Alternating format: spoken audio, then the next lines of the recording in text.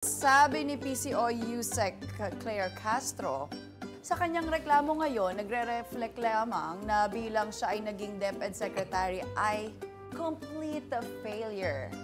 At sumagot naman ang VP Sara Duterte. He, the President, tried to ask me to stay. Wow, parang relasyon. Tapos sabi ko, ayaw ko na. Ay, para talagang ano. And then, ang sunod niyang ginawa, inofera niya ako. May gusto ka ba na posisyon? Sabi ko, wala akong gustong posisyon. Oh, Mama Lu, ano pong sagot niyo dito sa kanilang sagutan? Dapat dinugtungan pa nyo yan eh. Meron siyang sinabi na at 10:30, parang naaamoy na Whiskey. nakainom, di ba? Whiskey Alam daw, niya whiskey. yung ano. What yung another sagot niya nung sumagot si Yusek Claire? Clap back kasi, maganda yung sinagot ni... Well, alam mo dyan, just to be serious about it, ang nag-defend ng position ni Vice President, mga teachers. So may mga teachers na nagsasagot na hindi naman totoong total failure kasi ang unang-una yung isang buwan na pagpapahinga during the break na ibigay sa kanila. Yung matatag na curriculum na paayos, yung dapat ayusin. Pangatlo, yung last mile schools napuntahan ni Vice Presidente. So, hindi failure. Eh, alam mo naman si Auntie Claire eh. O sa bagay, default niya, no? Oo, yeah. Parating basta Duterte. Oo, attack mali. agad, attack. Oo. At ano, lahat, through Pero the... di ba pag spokesperson, yun naman talaga ang trabaho mo. Kung Pero- sino yung identified enemy ng Pangulo, di ba? Pero you Hindi speak for naman. yourself. Depende You siguro speak sa for yourself, not for the approach president. For the Gusto institution. nyo, yeah. Oo, you speak for the institution. Klaro mo, I'm speaking for myself, not for the president.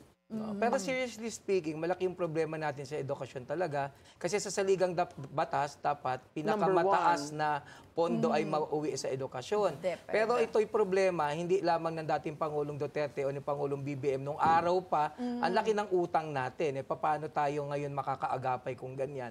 Through the years na yan eh, yung learning crisis systemic. na-inherit lang ni VP Sara, naging DepEd kasi siya. Yung Oo. learning In crisis... fairness, in talaga. fairness, Oo. hindi mo pwedeng sabihin siya to eh. It's a problem that has become Dahil yung statement na nabanggit systemic ni... na nga.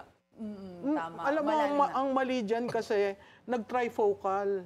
Dati, isa lang naman ang DepEd eh. Yeah. Nandun ang primary, sama-sama secondary. na lahat. Oo, nag-uusap. Ngayon, institutionally, Dinivide. meron kang CHED, meron kang TESDA, at saka meron kang DepEd. Hindi nag-uusap yung trifocal Dapat approach. So, mag-usap-usap. kailangan ayusin yun. At syempre, speaking of VP Sara pa rin, may additional na hamon siya sa Pangulo sa statement niya. Panoorin na lang natin ito. So, hindi ako ang failure. Siguro, ang failure is yung 10:30 pa lang ng umaga, amoy alak ka na. So, hindi ako ang failure. Yan. Hinayaan natin na kay VP mismo manggaling. Oo, yun ang failure daw.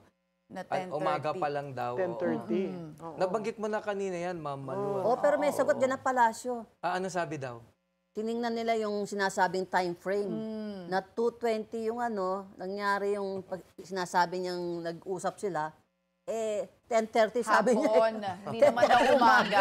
Nag-usap sila 2:20, paano mangyayari yun? Yun ang, Yan ang sinasabi niya. Pero mas maganda sana, no, ideally, sana wag mapunta doon yung mga ganong usapan. Parang kasi Usapin. nagkasagutan na sila. So Oo, ngayon, biglang parang nag-attack ad reaction, hominem ad na. Biglang hominem, oo. nag-personal na siya sa Pangulo. Ikaw nga amoy alak, hindi ba? Pero mas maganda sana kasi may mga issue, mas maganda maipaliwanag kasi gusto ng taong bayan syempre yung maliwanag na ika nga ipagtingin doon sa issue. parang naging court case, no?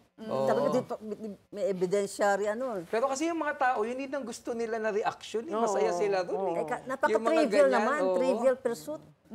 Pero sabi nga bagay naman daw yung alak sa hamon. Pwede Bilang, lang eh. Pero depende daw sa alak. Whiskey daw eh. Oo, whiskey. Mas maganda yung mga red wine. Oo, ganyan. Oo.